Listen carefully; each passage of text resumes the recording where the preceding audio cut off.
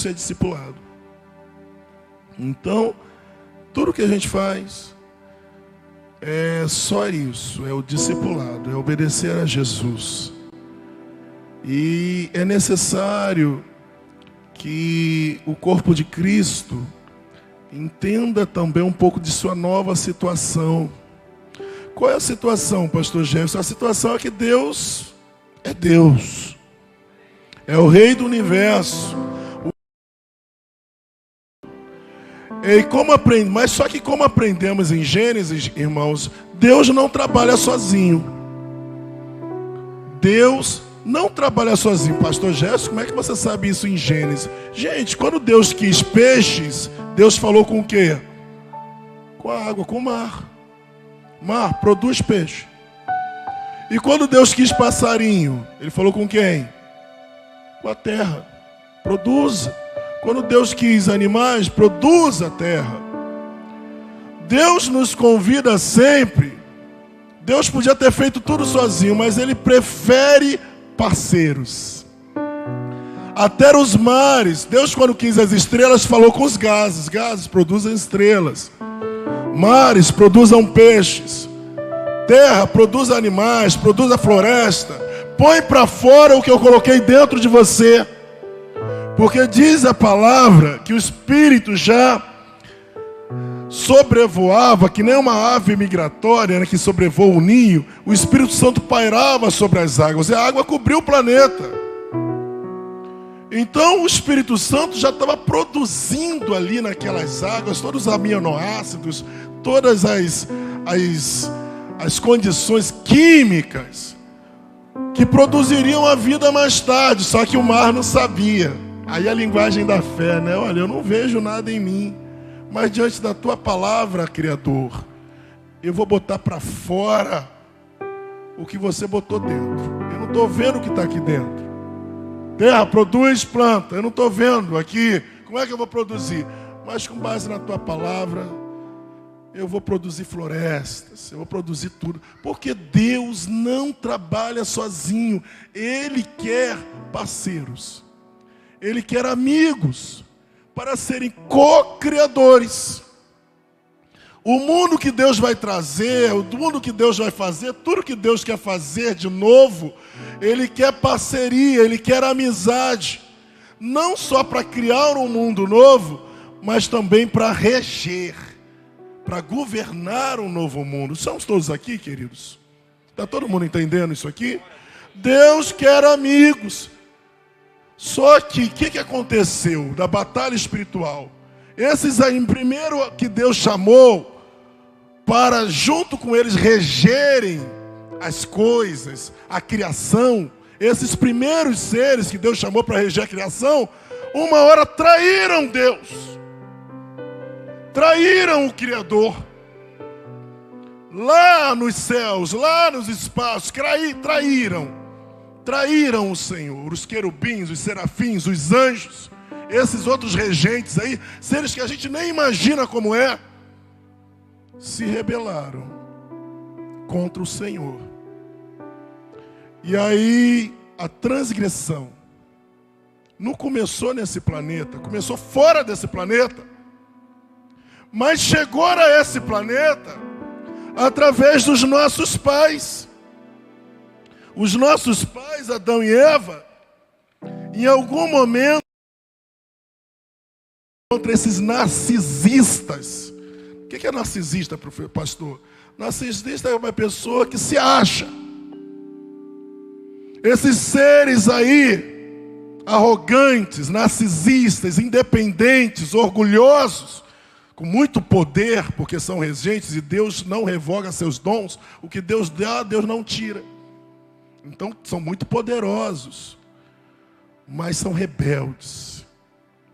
E eles conseguiram envolver a nossa espécie, irmãos. Conseguiram envolver a nossa raça. Conseguiram envolver a humanidade nessa rebelião. Então, a nossa raça se tornou aliado de Satanás. Pastor, o que significa a palavra Satanás? Significa adversário, inimigo.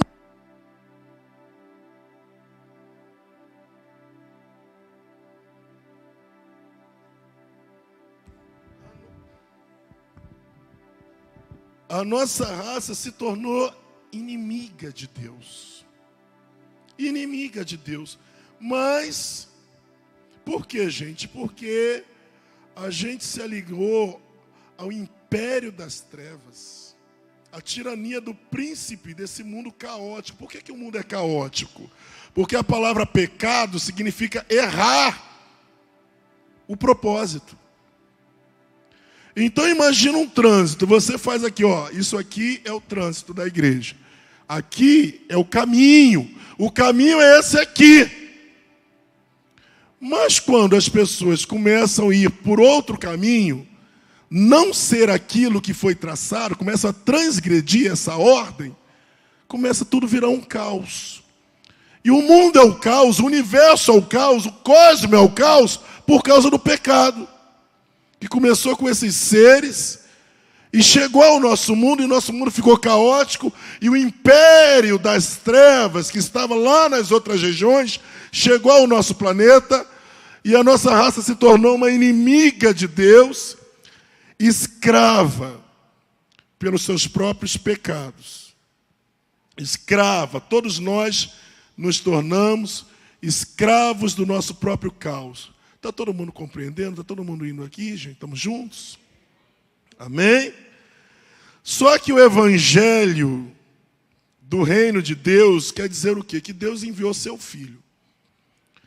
Num ato de extrema misericórdia, Deus falou, olha, eu podia acabar com essa rebelião toda agora, inclusive dessa espécie, pegar todo mundo que se rebelou contra mim, dos altos céus até a humanidade, e exterminar todos que são rebeldes, transgressores, acabar, inclusive com a nossa espécie. Mas Deus enviou seu filho, vai lá, assume a culpa deles, assume a culpa da rebelião deles, a aliança que eles fizeram com o império das trevas, e paga a penalidade que é deles. Eles merecem destruição, como o diabo e seus anjos. Eles merecem a destruição, são aliados, mas vamos dar uma chance, uma oportunidade, para que eles não sejam condenados com o diabo e seus anjos, com esses rebeldes. E apareceu um homem, há 2000 anos atrás, lá no deserto da Palestina, ali da Galileia, e falava, arrependei-vos, se arrependam, porque é chegado o reino de Deus. Arrependam-se quer dizer o quê? O que é o chegado ao reino de Deus? E, queridos, na antiguidade, ali naquela região, quando um rei ia, um imperador romano ou um rei ia para uma aldeia, para um local, uma província do reino, ele mandava um mensageiro antes. Olha, eu estou aqui na porta. Quando ele chegava na porta da cidade, a cidade tinha muros, tinha portões, chegou na porta da cidade, o mensageiro falava, olha, aquele que tem o poder chegou. Aquele que manda, aquele que reina, está às portas ali. Se vocês estão do lado dele, saiam, recebam ele e depois voltem para reinar com ele na cidade. Aquela galera que estava do lado do soberano que chegou, que estava na porta da cidade, o poderoso, que saía, era chamada de eclésia. Eclésia são os chamados para fora. Sabe o que é eclésia? Igreja. Então aqueles que saíam para receber aquele soberano, você chegou, a gente estava esperando sua chegada, você vai resolver tudo, você vai salvar o nosso mundo, vai resolver todas as situações, estamos do teu lado, estamos com você. Os que saíam para fora do sistema, os que saíam para fora da cidade, para receber o poderoso que estava ali nas portas, eram chamados eclésios, chamados para fora. Então, o que acontece? Quando João Batista fala, arrependei-vos, porque é chegado o reino de Deus, as pessoas entendiam, olha, o reino está aqui. O reino de Deus está aqui porque o rei chegou. Ele chegou, o rei chegou, e a gente lembra de Isaías. E Isaías falava: quão formosos são os pés dos que anunciam boas notícias. Por quê? Porque esse mensageiro que anunciava boa notícia significa evangelium. Evangelho é a boa notícia. Qual é a boa notícia? O rei chegou. Ele vai resolver todas as coisas. Se eu estou do lado dele, é uma boa notícia. Agora, se eu sou inimigo dele,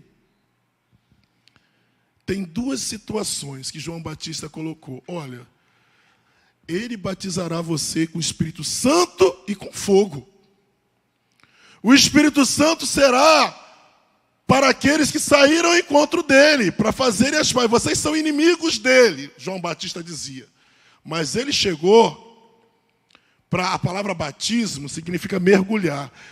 Se você se arrepender, arrependei-vos, porque é chegar o reino de Deus. Se você se arrepender, ele promete mergulhar você no oceano do Espírito Santo. Você será mergulhado no Espírito Santo. É isso que ele promete para você. Agora, se você continuar inimigo, se você continuar na sua rebelião, quando ele chegar, ele vai te batizar com fogo. Mas qual é esse fogo? É o fogo do lago de fogo que arde como enxofre, que está ali em Apocalipse. Todos aqueles que não receberam, que não têm o nome escrito no livro da vida, que não receberam, não quiseram fazer as pazes, como Paulo disse, nós somos embaixadores de Deus. Deus estava em Cristo, reconciliando consigo o mundo, e nos fez esses embaixadores da paz. A gente traz aqui, quão formosos são aqueles que dão a boa notícia, ou seja, pregam o evangelho da paz, o evangelho da graça. Você era inimigo de Deus, só que o Deus chegou aqui, e ele não vai te destruir se você se arrepender, se você mudar sua atitude, se você mudar seu pensamento, se você mudar o seu coração. Ele não vai te batizar no fogo do inferno, mas ele vai te colocar como aliado no reino dele. Você vai reinar com ele. De inimigo dele, você vai se tornar aliado dele, amigo dele, que reina com ele eternamente. Todos estão aqui, gente? Estão todos acompanhando do evangelho do reino de Deus? Então, o evangelho do reino de Deus é o evangelho da graça. É o evangelho que diz assim: olha, você era inimigo, mas se você se arrepender, tem graça para você, tem perdão. É misericórdia, porque ele já pagou, já limpou a tua barra. Sou aqui um pregador. O que é um pregador? Eu sou o embaixador dele, eu sou um mensageiro. Ele está ali às portas. Saia desse sistema, saia desse mundo, arrependa-se, deixa de fazer as coisas do inimigo dele, volte-se para ele, converta-se, muda-se de direção, volte-se para ele e vá ao encontro dele no caminho, caminhando ao encontro dele. Que você, está tudo pago para você, está tudo resolvido, está consumada toda a sua dívida. Você não deve mais nada, a tua barra está limpa para todo sempre. De inimigo você agora é amigo de Deus. Agora, os inimigos dele arderão num lago de fogo que queima com enxofre. Destrói o corpo e a alma, porque todo mundo vai ressuscitar. É para destruir o corpo, a alma e o espírito. É o que está reservado. É o evangelho da justiça. O dia aceitável, mas também tem o dia da vingança. Obrigado, querido. O dia da vingança do nosso Deus. Amém? Irmãos, o melhor que poderia nos acontecer, qual seria a melhor coisa que poderia nos acontecer hoje? Jesus falou o seguinte: olha, vocês vão ter que ser testemunhas minhas em Jerusalém, Judeia, Samaria, até os confins da terra. E é simultâneo, né? Tem gente que está esperando de ganhar Jerusalém primeiro. Primeiro a gente ganha Jerusalém, depois vai para o confim da terra. Ora, irmão, Jerusalém não foi ganho até hoje. Se era para ganhar Jerusalém, ficar em Jerusalém só, para ganhar Jerusalém, para partir para os brasileiros, para os chineses, para os hindus, então a gente não teria sido alcançado, porque Jerusalém não foi ganho até hoje. Né? Então é simultâneo. E vocês vão fazer o quê? São meus mártires. Jesus falou. Vocês serão minhas testemunhas. Testemunhas lá no grego é mártires. E Jesus falou, vocês serão presos na sinagoga, serão chicoteados, serão odiados por todo mundo. E na hora, aqui na igreja, na hora de pregar, no discipulado, na hora de ensinar, você tem que preparar, tá? Não vem com essa, não, na hora o Espírito Santo me ilumina, não vem com essa não. Jesus falou que na hora das autoridades, na frente das autoridades, eu vou te dar autoridade. Uma sabedoria que eles não vão resistir. Mas aqui, para falar com as autoridades, você não precisa de nada. Mas para falar com a igreja, você precisa se preparar, né? Tudo direitinho.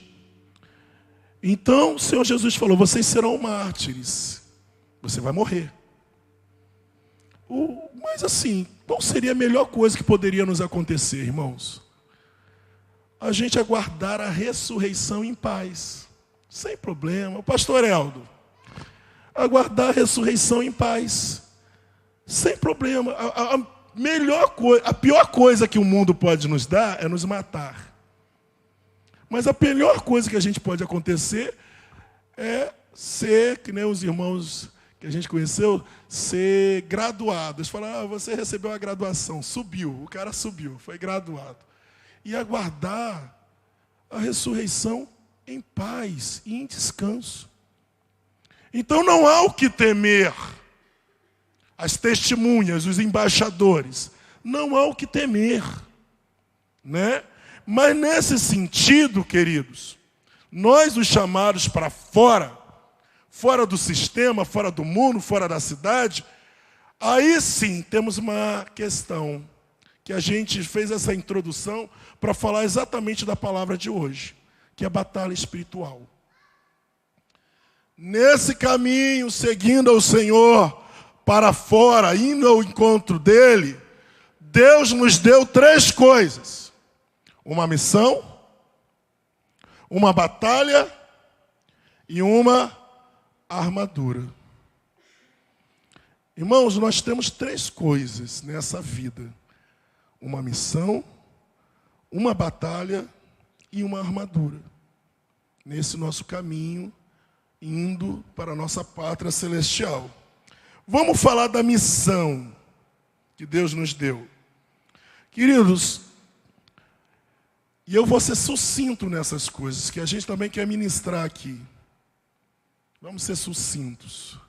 A missão. Davi, vou falar da missão pessoal. Davi poderia ser o melhor profeta. Davi poderia ser o melhor general.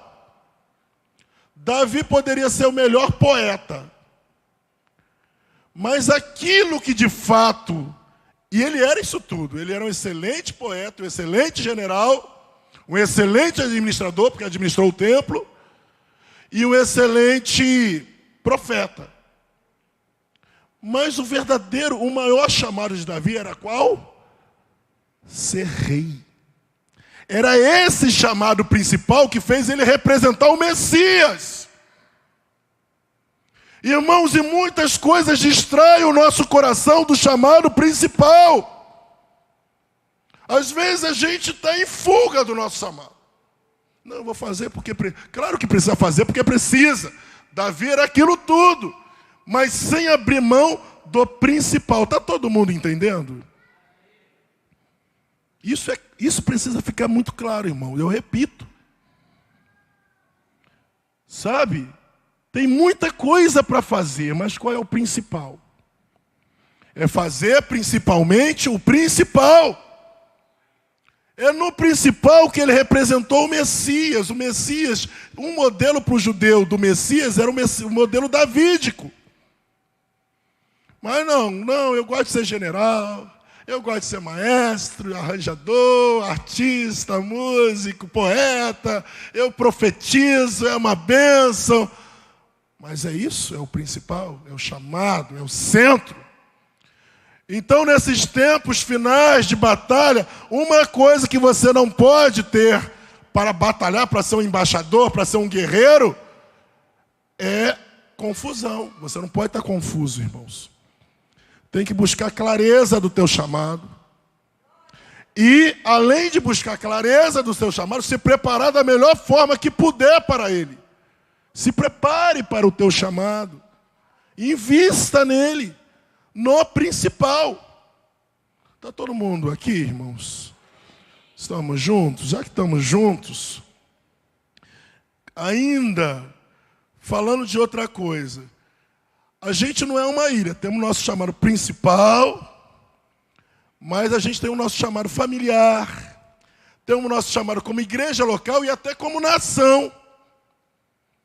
Paulo disse, olha, não atente cada um, ele falou sobre Timóteo, todo mundo só busca os próprios interesses, né? Ele falou, falou para uma igreja sobre Timóteo, todo mundo só busca os próprios interesses. Eu não conheço ninguém que tenha maior interesse do que Timóteo. Todo mundo só quer o seu. Mas Timóteo pensava no todo. Então, obrigado, minha santa. Timóteo já tinha abraçado o chamado pessoal dele, mas ele entendia o chamado da igreja, a qual ele fazia parte, da família que ele fazia parte. Por quê? Porque Paulo falou, a mesma fé que habitou na sua avó, habitou na sua mãe e agora habita em você. Então já tinha um chamado familiar.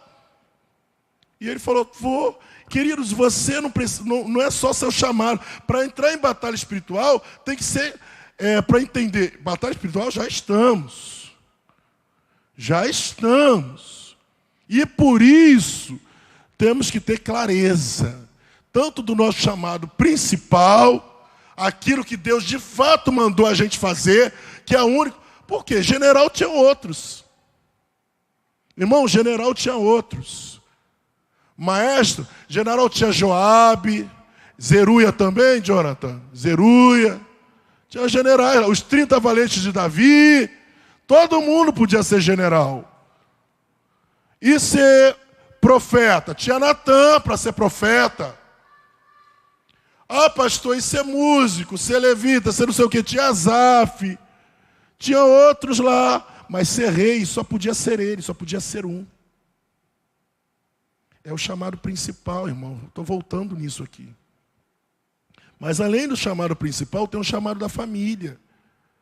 Você vê que a família de Abraão, a família de Isaac, a família de Jacó, tinha uma corrente ali. Tem um legado, como o pastor Eldo gosta de falar. Tem um legado na família que chegou a minha vez, mano. Eu não vou deixar essa tocha cair, não. A fé do meu avô, do meu bisavô, da minha mãe, agora é a minha vez. Eu matar no peito e chutar para gol. Amém? Então tem o chamado da família, tem um chamado. Qual que é a sua família chamado? Qual chamado? Aqui, né? Cleiton. Cleiton, né? Suspeita a família do Cleiton, né? Esse chamado lindo, né? Musical. Né? Chamado familiar para ministrar ao Senhor. Qual o chamado da sua família? Né? Tem o chamado da igreja local. O nosso caso é o discipulado, irmãos. Posso contar uma coisa, pastor Eldo? Posso, vou contar. Não vou falar muito sobre mim, não. Vou falar sobre ele mais, que tem mais a ver. Se fala sobre mim, vai demorar muito. Mas eu estava naqueles momentos, cheguei aqui na igreja, e aí conversa aqui, a primeira conversa que teve com o pastor Eldo, olha, eu fui lá na Perímeter, andei tantos quilômetros, num dia todo, fui lá, minha filha traduziu, não sei o quê, não sei o quê, não sei o quê, não sei o quê. A primeira conversa foi por aí. A segunda conversa estava em outro lugar, foi a mesma coisa. A terceira conversa foi já eu, o pastor Diego e ele, lá em Laranjeiras. Aí eu falei algo para o pastor, porque essa questão aqui de Paulo, olha, não atente só para o que é seu. Não busca só os seus próprios interesses, mas atente também para os interesses do outro irmão. E aí eu lembrava que na Bíblia, o líder, muitas vezes, né, os líderes às vezes são muito sugados. Né? Não é o caso aqui, mas o líder é muito sugado. Todo mundo quer um serviço do líder, mas ninguém pergunta do sonho do líder. E a gente vê José, a maneira mais fácil de chegar ao coração do líder é perguntar o sonho do líder. Qual o sonho do teu líder? José interpretou o sonho de Faraó. Né? E Deus honrou José. Daniel interpretou o sonho de Nabucodonosor. E a Bíblia diz que Nabucodonosor honrou e Deus honrou ainda mais Daniel. Aí, sabendo disso, perguntei ao pastor Eldo. Pastor Eldo, qual é a tua visão? Qual é o teu sonho? Para onde estamos indo com a tua liderança, não sei o quê? Aí eu esperava, ouvir, vamos ali agora, coisa. Não, porque eu fui na perímetro, lá na perímetro nos Estados Unidos, andei, não sei o que, eu falei, já vi, esse é, o coração do homem está pulsando nisso daí. Então, esse é o caminho aí, essa é a visão, vamos embora. E é isso, irmãos, o chamado da igreja. A gente precisa escolher bem os nossos líderes, pode ser criterioso, pode ser rigoroso. Selecione bem seus líderes, mas depois que você escolher, irmão, deixa o cara te liderar, deixa os líderes liderarem, fazer um trabalho deles. Amém? Está todo mundo entendendo? Então, essa primeira coisa, irmãos, uma missão. Uma missão. Agora vamos, uma batalha. Diga uma batalha. Então Deus te deu uma missão, uma batalha e uma armadura. Não sei se vai dar para eu terminar aqui tudo hoje não, pastor, que nem meu celular está, né? Nem sei quanto tempo eu tenho, mas vamos que vamos. Hã? Até as 10. Tá bom.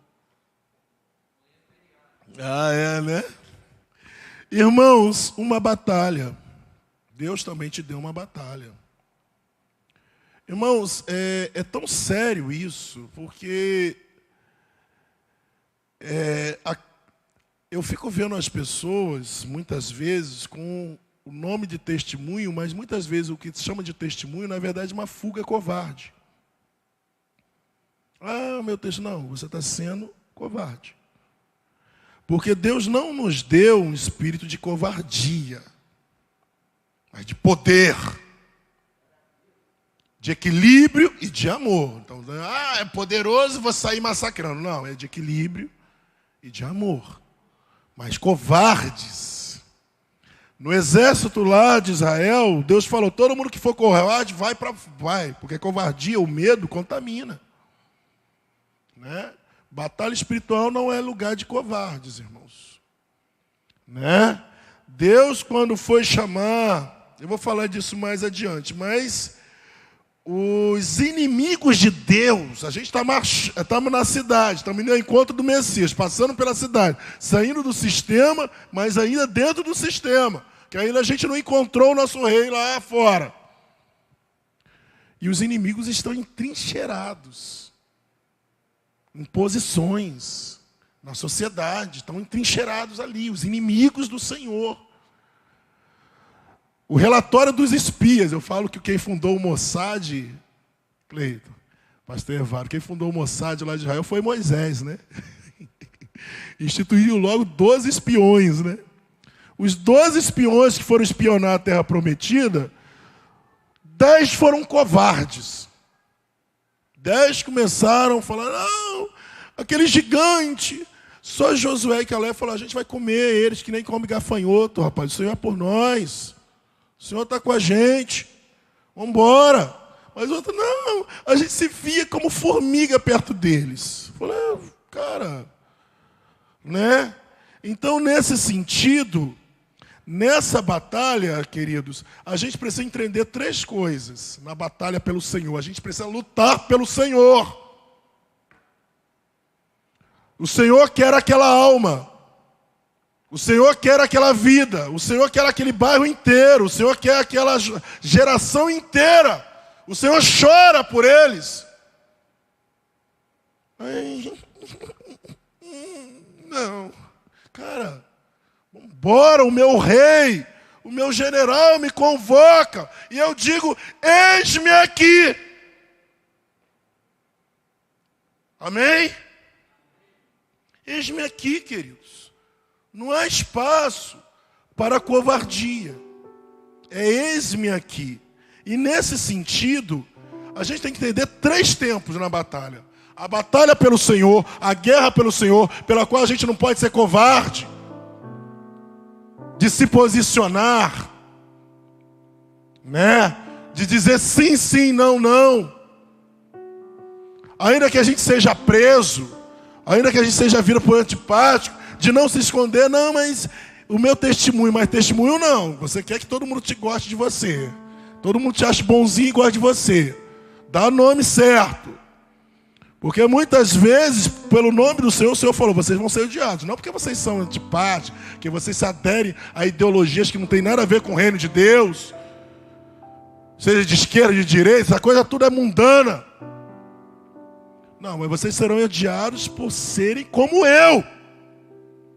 Se o mundo odiou a mim, está lá em João, vai odiar vocês. E odeia porque você é bom, porque você é o mais generoso, porque você é o mais legal, porque você é o mais santo. A tua vida já é uma denúncia.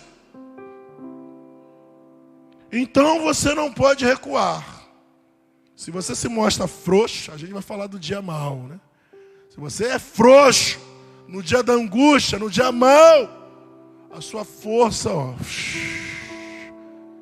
não tem como, irmão. Tem que ser guerreiro. Dá para parar ou pode continuar? Continua? Vamos? Hein? Amém? Glória a Deus. Primeiro tempo, gente, na batalha pelo Senhor, temos o tempo do descanso. Irmãos, isso aqui é tão profundo que tem gente que tem medo de parar. Não, eu tenho que estar em atividade, eu tenho que estar lá, eu tenho que estar fazendo, eu tenho que estar... Você não tem. Você tem que descansar. Porque Jesus é o Senhor do sábado. Se você não consegue descansar no Senhor, você não consegue parar para ouvir Deus, então você talvez te falte fé. Porque você não consegue confiar. Então, um dos tempos da batalha, irmão, é que nem lance de escada. Ó. Você vai subindo 100 degraus. Mas sempre tem um degrau maior, que você subiu 5 degraus, aqui descansa. Aqui você descansou. Pegou um fôlego para subir outro lance de escadas. Às vezes, na caminhada cristã, irmãos, a gente é assim. Parece que está estagnado. Não é que está estagnado, gente. É porque você parou numa plataforma, mas você está subindo. Você está pegando fôlego. Então, no tempo da guerra pelo Senhor, naquilo que está no coração do teu rei, do teu general, que ele já contou esse segredo para você, ele te chamou, ele te alistou. Às vezes, queridos, você tem que estar parado, tem que parar. Sabe por que você tem que parar? Porque o tempo de parar é o tempo de você treinar. Não, já que Deus me deu esse descanso, eu vou relaxar. Não, queridos, o tempo do sábado é um tempo de renovo, é um tempo de treinamento, é um tempo de afiar as ferramentas. Estão entendendo? Então, pastor, eu passei por um período difícil de prova, de luta, agora está tudo mais em paz, mais tranquilo. Aproveita, irmão. Dá glória a Deus. Não diz que a tua vida está parada, não vai arranjar serviço, não. Espera o Senhor te mandar. Mas vai se preparar. Vai se preparar, vai afiar suas ferramentas. Né? Está todo mundo entendendo, queridos? É o tempo do descanso, porque Jesus é o Senhor de sábado. Pode deixar, se a tua vida está meio paradinha aí, é para você, né, aproveitar e se preparar melhor para o teu chamado. O outro tempo, irmãos, é o tempo de marchar. Tem um tempo de descansar, mas é o tempo de marchar. O que é marchar? Marchar o quê? É avançar novas posições. Irmãos, o que é fundamental numa batalha é como você está posicionado. Às vezes você tem que ir a novos desafios, o Senhor te desafia, e você tem que assumir novas posições. E para assumir, por exemplo, vou pegar o exemplo dos 300 de Gideão. O Senhor chamou. Gideão ia lutar contra os midianitas. Aí Gideão convocou, vieram 33 mil. Aí o Senhor falou, é muito. Manda embora todo mundo que está com a cabeça em outro lugar. Ah, eu casei, tenho que estar aqui. Ah, eu tenho que fazer um negócio. Eu tenho que não sei o quê. O Senhor manda todo mundo embora. Mandou. Eu não lembro o número que ficou, Jonah. Ficou o quê? Uns 1.000? 10 mil. Muito obrigado, querido. Ficou 10 mil, sabe? Aí dos 10 mil o Senhor falou, não, ainda tem muito. Vamos ver. Então o posicionamento era por dentro. Quem estava posicionado pronto para a guerra por dentro. Mas outro posicionamento. Sabe, eu quero ver. Leva eles lá para o rio ali. Lá no rio, quem beber assim. Deixa eu fazer assim. Quem beber. Vou fazer uma cena. Com a língua assim, né? Quem beber com a língua assim, está fora. Está fora. Mas quem beber posicionado, só um minutinho. Pega a água, ó. Pegou a água e bebendo, olhando o inimigo, esperto, atento. Quem beber assim, está dentro. Era posicionamento, irmão. Até na hora de beber a água.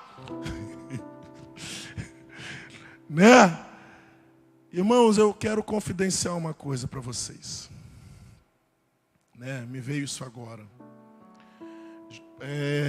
O Senhor nos deu um chamado, e a única maneira de parar esse chamado é com a saúde, com cuidado do corpo. E uma vez uma pessoa foi lá em casa e a pessoa foi muito específica. Falou, olha, eu tive um sonho, Jefferson, que eu tinha uma pessoa aqui, uma mulher em casa, que ela tinha os cílios cobrindo seus olhos, os olhos dela, os cílios cobriam os olhos dela, ela estava sentada na sua sala. E os cílios cobriam os olhos dela, ela não via nada, assim, estava com o olho fechado, mas ela sabia de tudo que estava ao redor. E você botou um prato de farofa com banana. Só que debaixo desse prato com farofa com banana, era só açúcar. Irmão, na hora eu matei a charada. Qual a única maneira de parar o meu ministério hoje? Pastor Jonathan sabe. Me deixando cego pelo diabetes. Irmão. Até na hora de beber água, até o que come, o que bebe, o embaixador, o guerreiro, tem que estar atento, senão, né, não dá. Amém, irmãos? Está todo mundo entendendo? Todo mundo está entendendo? Que bom. Que bom, Jesus, que não é só para mim. Irmãos, tempo de marchar. Se Deus mandou você fazer um concurso, se Deus mandou entrar numa profissão, se Deus mandou você casar, se Deus mandou comprar um carro, se Deus mandou você avançar, se Deus der uma visão para a sua igreja, para o ministério, teu pastor está te convidando, teu discipulador está desafiando. Irmão, é tempo de marchar. Ocupa essas posições logo. Por quê? Porque você não sabe o dilúvio que o mundo vai ficar. E se você estiver na posição errada, meu irmão, você é salvo por estar na posição certa. Se Deus mandou você estar aqui em cima, é porque Ele sabe que daqui a 10 anos, um exemplo, vai alagar isso tudo aqui. Se você passou 10 anos, não se posicionou, quando vier o dilúvio, você está no lugar errado. Será trágico. Então é necessário, irmãos, evangelho não é brincadeira. Estar às portas. O mundo vai acabar. O mundo está acabando. Né? O mundo o que está acabando? É a árvore, pastor. Não venho dizer que é o fim dos tempos, não, porque Deus falou para Noé. Deus falou para Noé, enquanto tivesse arco-íris aqui, eu nunca vou destruir nada, eu vou preservar o mundo. Se o mundo está acabando ambientalmente, não põe Deus na conversa. Porque ele falou, eu vou preservar. Eu vou preservar. Claro que, por causa da iniquidade acumulando, determinados locais tem o seu apocalipse. Mas a terra é a nossa responsabilidade. Porque Deus já avisou, eu vou preservar até o fim dos tempos. Eu nunca mais vou destruir o mundo como destruí dessa vez. Só no fim do mundo. Então é sério. Nesse sentido. E aí, temos que entender o terceiro tempo. O tempo, já temos o tempo de descansar. Olha, estamos falando só da batalha. Não vai dar para falar da armadura hoje não, irmãos. Falamos aí da missão. Falamos da batalha. Falamos no tempo da batalha. A gente tem o tempo de descansar, o tempo de marchar. E por fim vem o quê? O tempo de... Se a gente está numa batalha, tem um tempo do quê? De guerrear. Irmão, Jericó, o muro caiu. O povo estava marchando ao redor de Jericó 7 dias. No último 7º dia o povo gritou, muro caiu, cada um com sua espada e teve que lutar. Você está, por exemplo, Esther se posicionou. Daniel estava se posicionado, estava no lugar certo na hora certa. Daniel, José no lugar certo na hora certa. Irmãos, algumas bênçãos só vêm se a gente estiver no lugar certo. Lá no Antigo Testamento, a glória de Deus só desceu quando estava tudo. A mesa, estava todos os equipamentos do tabernáculo estavam tudo no lugar. Aí o fogo desceu. Então algumas coisas a gente precisa de posicionamento. Mas agora vamos no tempo de guerrear. Para começar, a batalha foi vencida na cruz, tá, gente? A gente não vai... Ai, meu Deus, a gente vai... Não, já foi vencida globalmente. As portas do inferno, irmão, não prevalecem contra a igreja global. Jamais. Mas muitas vezes contra a igreja local prevalece sim. Globalmente já foi vencida, mas a gente tem que encarnar essa vitória em nossa vida. Está todo mundo compreendendo? Jesus já venceu, já está tudo resolvido. Mas isso precisa ser encarnado na nossa vida. Mas, quando a gente está lutando, agora vem a batalha espiritual, irmãos. Quando a gente está lutando contra o inimigo, ele também nos contra-ataca. E tem 4 áreas de contra-ataque. Que Paulo falava, por dentro, por trás, pela frente e por cima. 4 áreas de contra-ataque do inimigo, irmãos. Quais são? Por dentro. Como que o inimigo contra-ataca por dentro? Tentações. Tentações. Por dentro, irmãos, são tentações. Por quê? Por que tentações, pastor? Porque o que é tentação? Tentação é desejo. E está aí a psicanálise provando que nós somos desejo. A concupiscência da carne, dos olhos, a concupiscência por status, que é a soberba da vida. Então, por dentro são tentações, que é um pouco da nossa independência de Deus, da gente tentar ser feliz à nossa maneira, não ser feliz do nosso jeito, não do jeito de Deus. Então isso é um contra-ataque. Quando o diabo te tenta, ele quer de fato instigar seu orgulho, né? Porque eu posso me resolver sozinho, né? Por dentro são tentações. E por cima, pastor, né? Por cima são o quê? São tribulações. O que é uma tribulação? Tribulação, a melhor explicação, o pastor Jonas depois pode explicar melhor, mas a melhor explicação que eu ouvi de tribulação era um castigo que o Romano falava de 3 pedras, né? Te botava uma pedra lá de sei quantas toneladas, ou quilos, você deitado, botava em cima de você, era a primeira. Aí botava a segunda pedra, né, para te pressionar mais. Aí botava a terceira.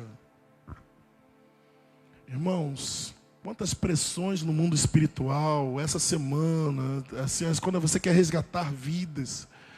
E Jesus, é interessante que Jesus manda os discípulos, olha, vai para lá, vamos atravessar o mar e vamos fazer missão em outro lugar. E de repente, Jesus está dormindo, está num travesseiro na travessia. Na travessia de Jesus tinha um travesseiro. Né? E assim que a gente deve terminar, gente. A gente deve atravessar em paz. Porque Paulo fala em Efésios, olha, depois de fazer tudo, vocês têm que ficar firmes, têm que ficar bem. Então, está Jesus dormindo no barco e aqueles homens experientes vindo, aquelas ondas. Jesus que mandou eles irem, mas viam as ondas e os ventos. O que é o vento, gente? O vento você não vê, é o ataque espiritual. Você não vê, mas tira a tua energia. Você, meu Deus, o que está acontecendo? Não estou tão bem, não estou mal, assim, estou me sentindo assim, as emoções, a flor da pele, não sei o quê. Pressão. Por dentro, tentação. Por cima dos principados, das potestades, do ar. Pressão, peso. Meu Deus, eu estou fazendo obra de Deus, mas estou com a vida santa, mas assim, pressão. Pressão, irmão, faz parte. Faz parte. Pela frente, provação. Né? Paulo tinha falado, olha, a gente passou por uma tribulação na Ásia, que a gente quis morrer. Está lá em Tessalonicenses. É isso, Jonathan? É Tessalonicenses? Depois de uma certa idade, você não lembra mais de nada, versículo, capítulo, não lembra nada. Aí a gente pede a juventude aí, os universitários aí, mostra a carta aí. E aí, irmãos, Paulo falou, gente, a gente estava fazendo missão lá na Ásia Menor, na Turquia atual. Mas veio uma tribulação tão grande que a gente quis morrer. Mas graças a Deus que nos consolou. Em tudo a gente é atribulado, mas não é vencido. Né? Aí ele vai falando aquilo tudo. Né? Mas aí vem, além das tentações, além das pressões, vem as provações. Por cima pressão, tribulação. Por dentro tentação. E pela frente, Paulo fala, olha, eu não sei de nada, gente, só sei o que o Espírito Santo me avisa de cidade em cidade, que me aguardam provações, me aguardam lutas. Então o cara já ia fazer missão, já sabendo, pastor Evaldo, que pauleira viria. Provação. Irmão, se você quer receber o chamado do Senhor, se prepare para provação. Para provação, para luta. E Jesus falou, olha, tem gente que é superficial, recebe a palavra com alegria, mas quando vem a provação por causa da palavra, corre. É aquela semente que caiu no terreno raso, assim, cheio de pedra. É gente superficial. Jesus quer saber se eu sou profundo, se você é profundo. Está todo mundo compreendendo, irmãos? Batalha espiritual. Irmãos, se pela frente vem provações, e por trás? Por trás vem o quê? Perseguições. O Senhor libertou o povo do Egito. Atrás dele vinha quem? Faraó, para prender de novo. Perseguições, irmãos. É algo que a gente está passando. A nossa vida é de perseguição em perseguição. Confesso. A gente tem passado algumas lutas. Mas a gente vai orar hoje por você. Fica tranquilo. Você deve estar em algum desses quartos. Se você não está em nenhum desses quartos, de repente você está no tempo não de guerrear. Você está no tempo aí de descanso. Amém. Se você está no tempo de descanso, treine seu descanso orando por nós, estamos na guerra. Amém aí? Se você está descansando, tua vida está uma bênção, treina aí, irmão. Aproveita esse descanso, ora por missionário, ora por pastor, ora por líder discipulado, ora pelos ministros. Que a gente está nessa guerra aí. provação por trás, a perseguição por trás, provação pela frente, pressão, tribulação por cima e tentação por dentro. Mas em todas essas coisas nós somos mais do que vencedores. Por aquele que nos amou, que não desiste de nós. Somos mais do que vencedores, queridos. Nós vencemos todas as coisas, nada vai nos parar. Nada parou a igreja até hoje, nada vai parar a igreja jamais. Por aquele que nos chamou, nos amou, nós somos mais do que vencedores. Nem a morte, nem a vida, nem anjo, nem principado, nem potestade, nem poderes, nem alturas, nem profundidades, nada nos separará do amor de Deus que está em Cristo Jesus. Nada nos separará. Nada, irmãos. Não há o que temer. Maior o que está em nós do que o que está no mundo. Não vai dar para falar da armadura, irmãos, mas vai dar para falar ainda um pouquinho. Isso aqui nos interessa, vamos terminar nisso. Quem é do exército de Deus aí? Quem é do exército de Deus aí? Diga, eis-me aqui, Senhor. Paulo falou, olha, ninguém que foi convocado para a guerra se embaraça com negócios dessa vida. E Hebreus fala, larga todo embaraço. Irmão, você tem que ser desenrolado. Muitas vezes a gente como líder passa uma luta danada, porque o cara é todo enrolado. Não sabe o que quer. Não tem clareza. Está todo embaraçado. É claro que temos paciência, porque o Senhor tem paciência com todos nós. Todos nós temos nossos embaraços. Mas a gente tem que ter posicionamento. Paulo falava, uma coisa só faço uma coisa. Jesus falou, só uma coisa é necessária. Oh Deus. Irmãos, precisamos de 3 coisas. Quero parar aqui. Eu ia falar de Efésios 6, mas para combater aquilo tudo de Efésios 6, principado, potestade, esses narcisistas que vão queimar no lago de fogo que arde com enxofre, porque são rebeldes, se rebelaram contra o Senhor desde o início. É contra eles que é a batalha, porque é o reino de Deus contra o império das trevas. Aí é covardia, né, pastor?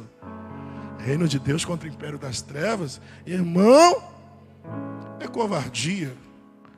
Jesus falou assim, olha, eu vos dei poder para pisar a serpente e escorpião. Que poder é esse? É o nome. Em teu nome curamos enfermos, expulsamos demônios. O Sinédrio chamou lá Pedro e João, quando viu o cara sem perna pulando na porta do templo. Em nome de quem? Ou seja, a autoridade de quem? No poder de quem vocês fizeram isso? No nome dele. Acima de todo nome. Então é covardia, irmão. Reino de Deus versus império das trevas, covardia. Covardia. Covardia. Eu não vou falar o dia, eu não vou falar o time que perdeu de 6-1, não, porque aí seria mais covardia ainda. Não, mas tudo bem.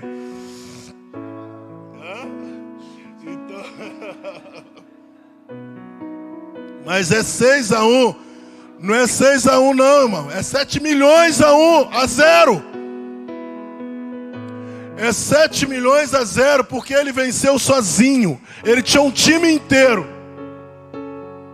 Pastor Evaldo, ele tinha um time inteiro. Ele tinha 12.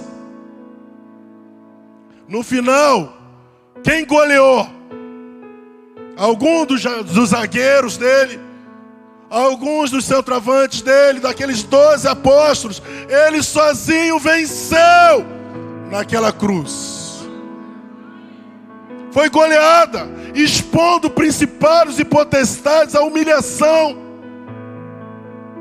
Foi goleada, irmãos. Covardia. Covardia.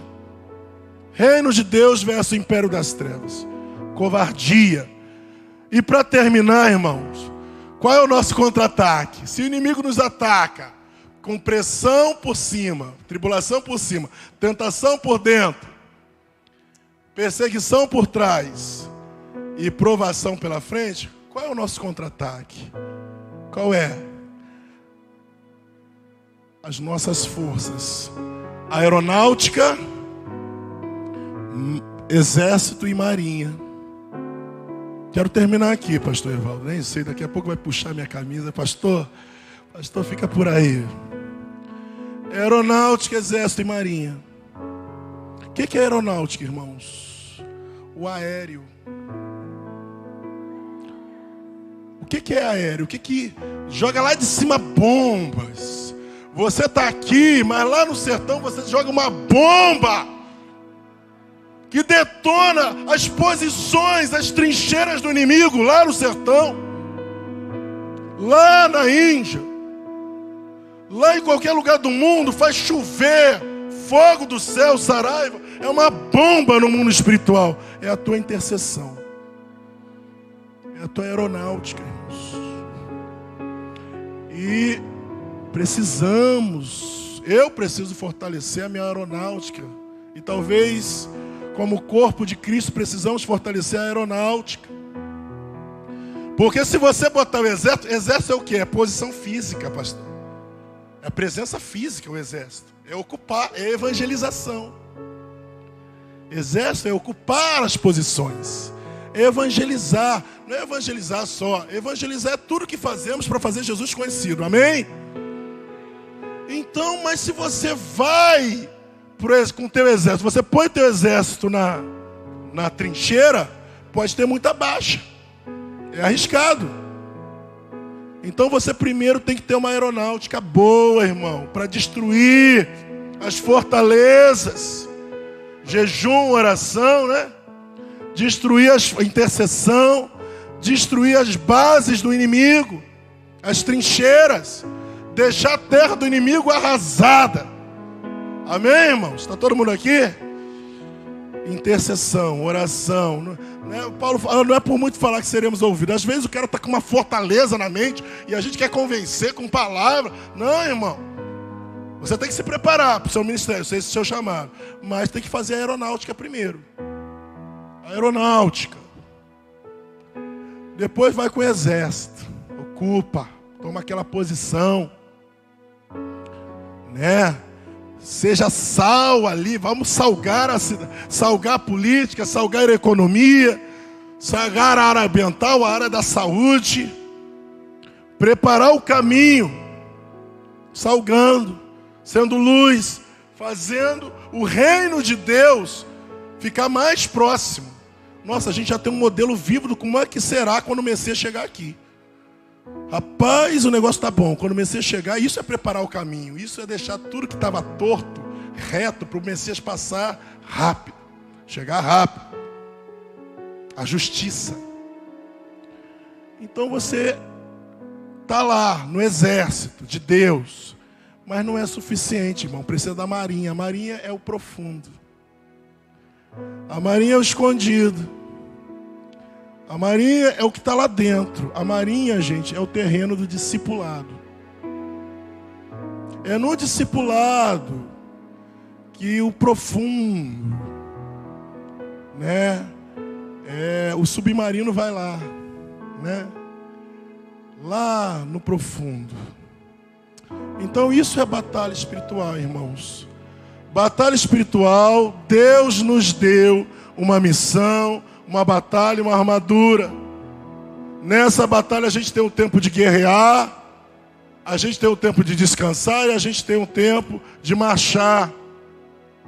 Mas a nossa parte, como eclésia e como indivíduos, a nossa força, a nossa força armada, está em quê? Não na nossa armadura, mas na nossa força armada.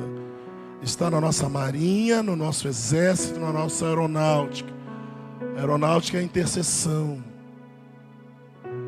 Vem dos ares explodindo fortalezas do inimigo. Exército é ocupação, posicionamento, presença, que traz sal e luz onde há trevas. E marinha é o discipulado, que vai ensinar a praticar, não a saber, tá? Não é só saber, é a praticar, é se tornar igual ao mestre, a praticar todas as coisas que Jesus nos ensinou. Amém?